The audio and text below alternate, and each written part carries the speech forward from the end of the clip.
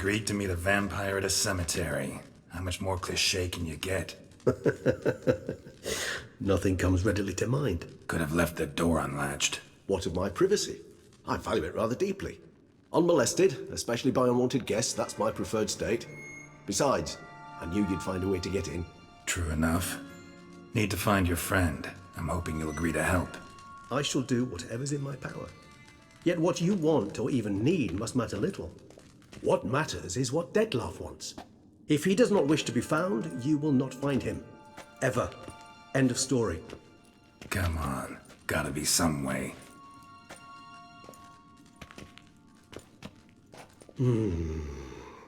Vampires can evade detection by the senses, and no divination magic works on us. Even the most precise megascope would be useless. And this? Could this help? Wherever did you get that? Off one of the beast's victims, found by a bend in the river. Body was chopped in pieces. 3 of those pieces were hands. Hand with the ring seemed the odd one out. Abruxa had taken an interest in it.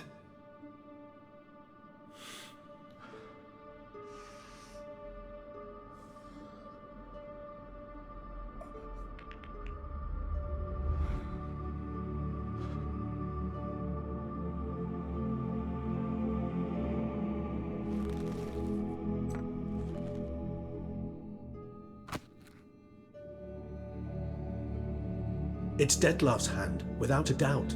It will do splendidly.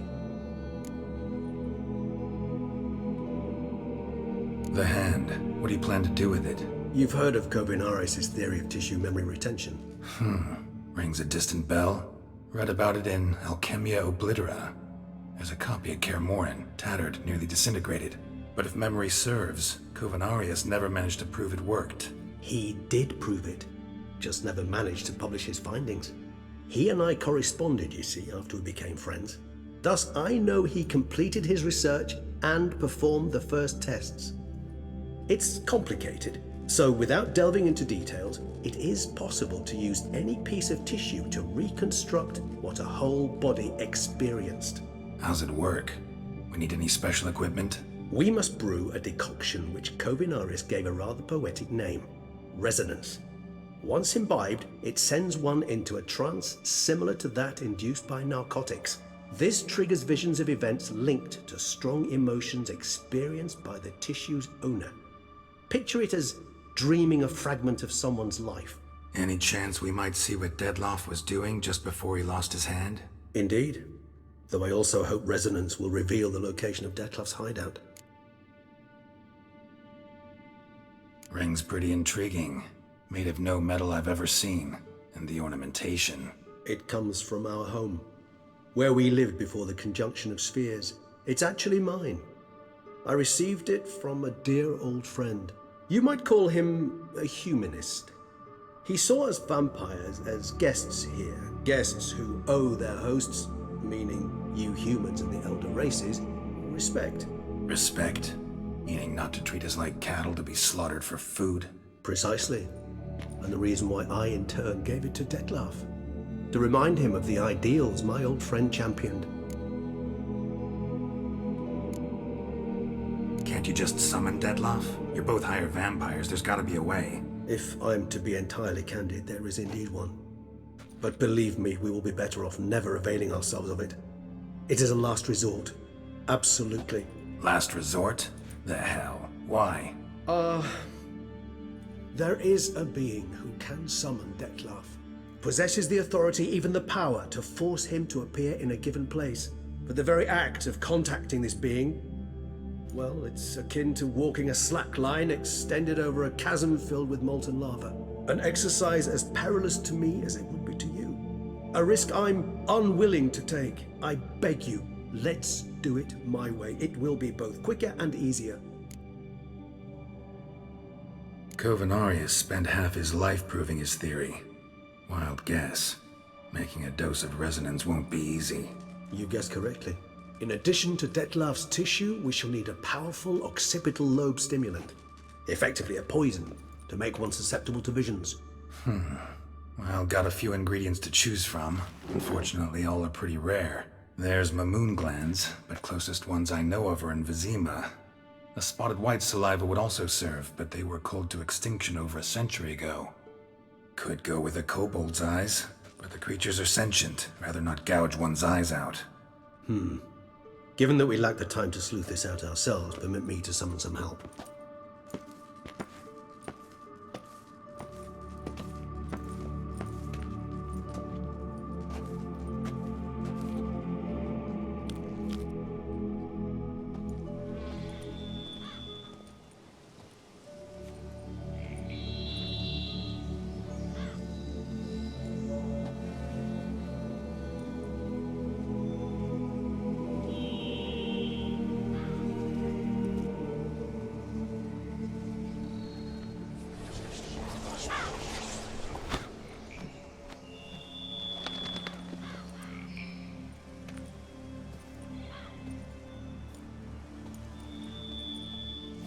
What was that? A raven? Rather a common sight at this latitude. Very intelligent fowl. I asked him to look for the creatures you mentioned, him and his brethren. Perhaps they'll find one in the area, and I would hazard that a flock of ravens will spy any said creature faster than a solitary witcher would. With all due respect to your skills, my friend. It will take them some time, nonetheless, so perhaps you'd care for a snifter of mandrake.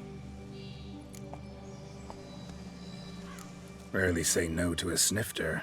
Sadly, this is but a weak infusion rather than a proper distillate. Even better. I remember your mandrake hooch. Made people say things they'd have rather kept to themselves. Now, what could Geralt of Rivia prefer to keep to himself?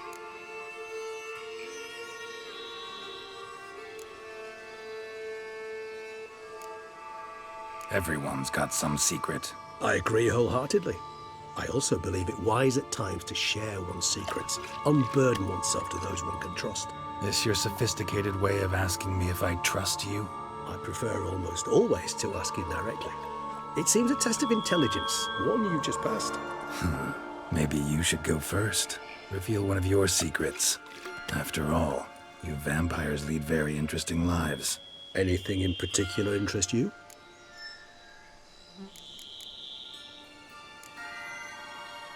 Curious what you did after you were reborn. As I'm sure you can surmise, at first I was thoroughly absorbed with recovering. As it is, I've still not recovered completely. Yet I was so weak the first year that I could not stand or move on my own.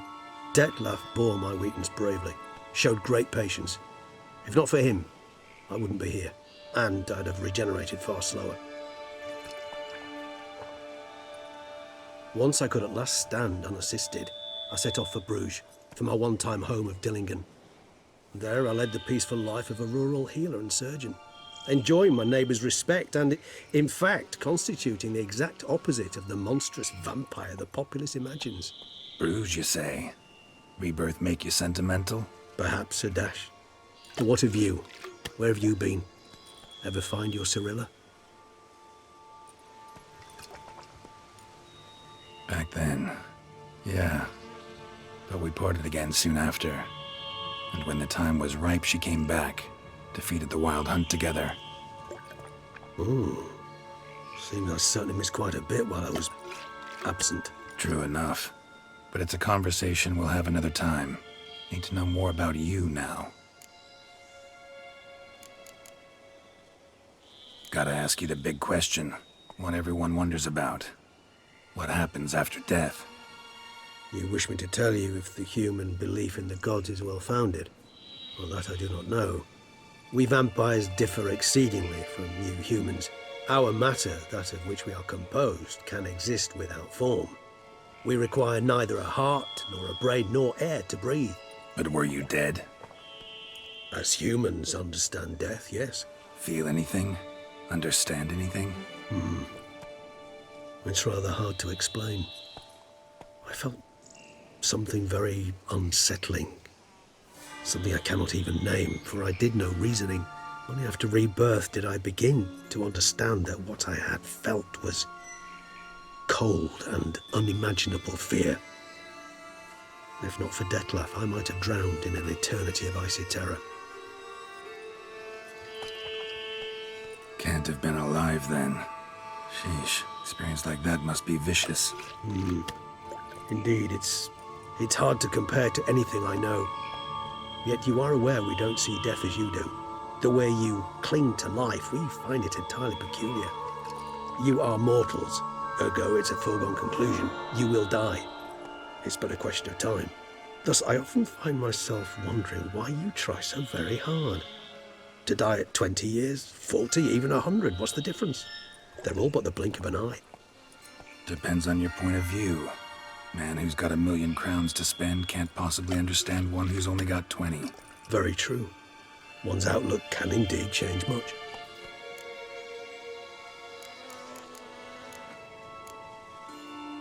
Got a new life, new body. That give you a new start, blank slate? Starting all anew is a very broad concept. What exactly do you mean? Your blood addiction, say. Wondering if your body's the same, if it still remembers. Maybe if you drank now, you wouldn't get hooked. All addictions are a form of slavery. Re-addiction's not a risk I'm willing to take, just to test a hypothesis about corporeal regeneration and whether propensities carry over. Fair enough.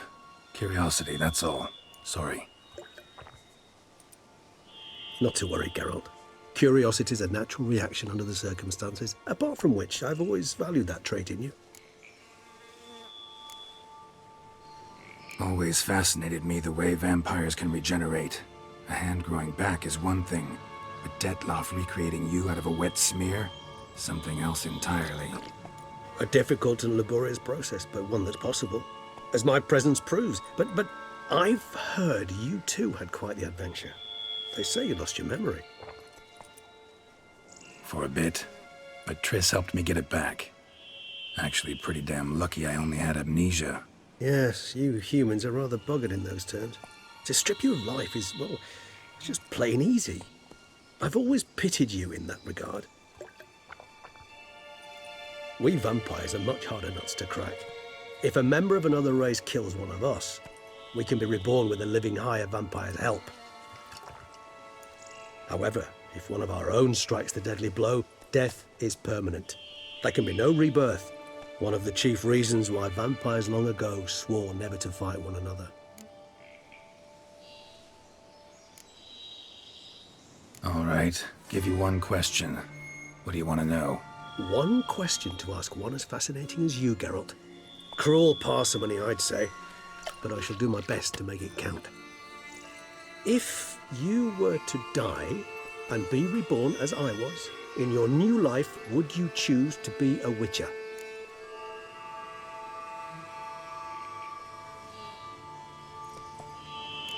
See, Regis.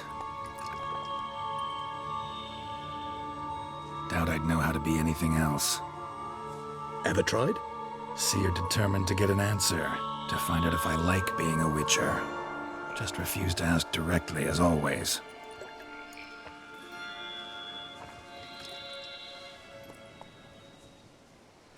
I like being on the path. I like picking up a lead, a trail. I like the tension right before a fight. And nothing gets my adrenaline flowing like battling a beast. Even gotten used to people treating me like a freak, an outcast. Yeah, not something I think about much, but I like being a witcher. Thank you for being honest. Honesty is an attribute of the truly brave, and thus a privilege of the very few. Still no sign of your winged friend. Sure it understood what you wanted? Dead certain. Let's wait a bit longer. It'll return soon, don't doubt that for a moment.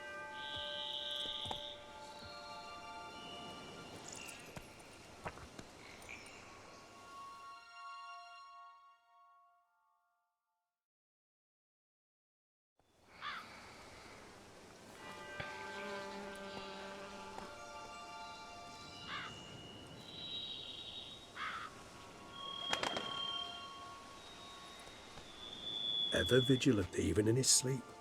Quite vampire-like, in fact.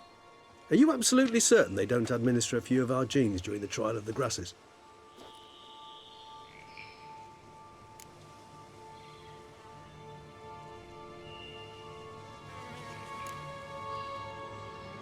Appreciate the compliment. Got something for me? You were right. No kobolds or mamoons for miles around. Knew it. Allow me to finish. You see, there's this spotted white. It haunts an abandoned residence in the Caraberta woods. Impossible.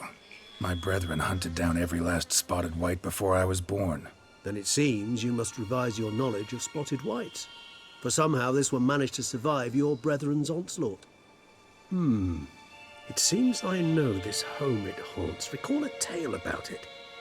Locals believe the place cursed. Perhaps that's how the white survived entirely unmolested. Know anything else about this curse? I don't recall much in particular. Really don't attach much importance to such things. It was mentioned to me as an anecdote, no more. Come on, search your memory. Something, anything could be important. I believe it had a relation to hunger, or, perhaps greed, rapacity. Someone was punished for something... Textbook definition of a curse, pretty much. Sorry, Geralt, I try not to clutter my mind with the details of every far-fetched tale I happen to hear. What are your thoughts? A specimen of a species thought long extinct, and a curse in one place. That a coincidence, or are they related? Ah, professional curiosity.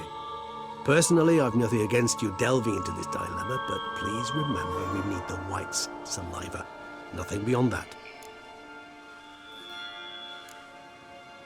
Whites rarely appear in the woods, even less likely to find them in abandoned human homes. They inhabit remote wildernesses, old abandoned cemeteries. What's your point? This might not be a spotted white after all. Your little helper might have made a mistake. I sincerely doubt it. Ravens are devilishly intelligent creatures, and they've highly developed observational skills. What exactly did they observe? The area around the estate, it's covered in spoons. Spoons? Spare me the skeptical smile. I'm but the bearer of this news. Or perhaps this spotted white is a hoarder. Or the spoons are somehow related to the curse. Let's do this. Start making your decoction while I go get some saliva from that white. Uses it in its brews. Do you imagine the white will simply sell you some? Worst case scenario, I'll bring you its salivary glands. They ought to do as well. For a moment there, I imagined you asking the white to spit into a vial. Quite amusing as a thought, but the salivary glands will do fine indeed. So, see you later. Yes, till later. I shall start by perusing some tomes. Tomes? Thought you were gonna make this decoction. We require one last ingredient. Alas, obtaining it could prove a trifle toilsome. Thus, I hope to identify a suitable alternative. All right. Good luck. And to you, my friend.